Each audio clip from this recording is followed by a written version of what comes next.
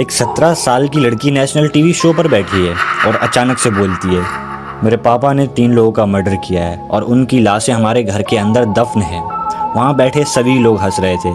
फिर 10 सेकंड बाद किसी के चेहरे पर कोई भी स्माइल नहीं था। आज की कहानी सिर्फ एक क्राइम स्टोरी नहीं है, ये एक ऐसा केस है जहाँ एक रियलिटी शो बन गया इन्वेस्टिगेशन का स्टार्टिंग पॉइंट। एक बेटी बनी अपने बाप के खिलाफ सबसे बड़ी गवाह।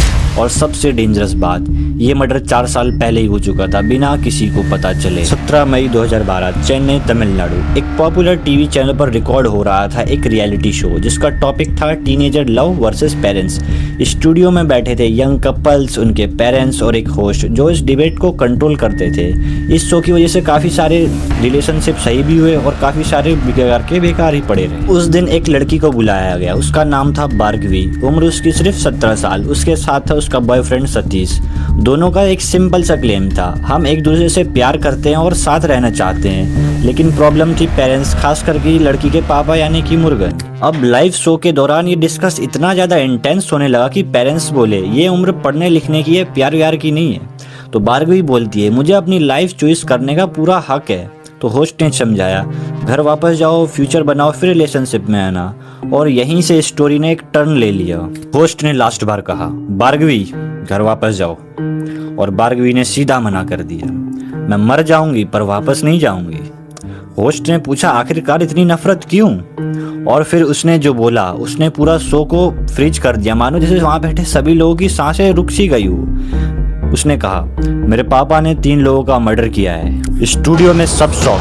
फादर मुर्गन बोले, ये झूठ बोल रही है। उसकी माता राजेश्वरी, मैंने मर्डर नहीं देखा पर हाँ मुझे बताया गया था। अब सिचुएशन और भी ज़्यादा डेंजरस हो चुकी थी। ये सिर्फ फैमिली ड्रामा नहीं है, ये क्रिमिनल के ऊपर आरोप लगाया जा रहा है, वो भी लाइव कैमरा के ऊपर।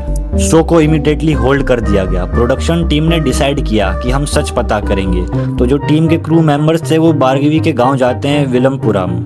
और वहाँ जो मिला, वहाँ 3 लोग 2008 से सच में मिसिंग थे। एक का नाम था लावण्या, उसका बॉयफ्रेंड और लावण्या के पापा। फिर 28 मई को शो टेलीकास्ट होता है। 1 जून एक औरत पुलिस स्टेशन आई, मेरी बेटी और पति 4 साल से मिसिंग थे और मुझे लगता है उसका मर्डर हो चुका है। पुलिस ने केस को रीओपन किया, भार्गवी को लेकर घर गए।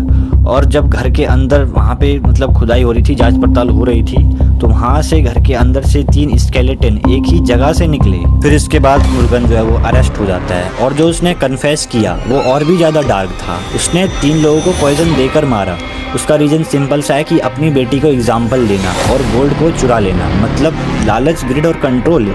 एक बाप जो अपनी बेटी को कंट्रोल करने के लिए दूसरों को मार सकता है, आप सोच ही सकते हो वो किस तरीके का हो सकता है। और सबसे बड़ी बात, जिस बाप ने अपनी बेटी को डराने के लिए दूसरों को मारा, उसकी पोल उसकी बेटी ने ही खोल दी, वो भी नेशनल टीवी के ऊपर। इसलिए कभी कभी सच पुलिस स्टेशन से नहीं, कैमरे के सामने से भी निकलता है। एक लड़की मर के जिंदा हो जाती है, वो भी किसी और की आत्मा के साथ। सुन के थोड़ा अजीब लग रहा है ना? ये वाली स्टोरी जानिए तो लेफ्ट वाले वीडियो पे क्लिक कीजिए एंड आज क्लिक कर लीजिए चैनल को सब्सक्राइब। मैं मिलता हूँ सभी किसी नई कहानी के साथ किसी नई वीडियो में। तब तक के लिए टाटा, जय हिंद, बाय बाय।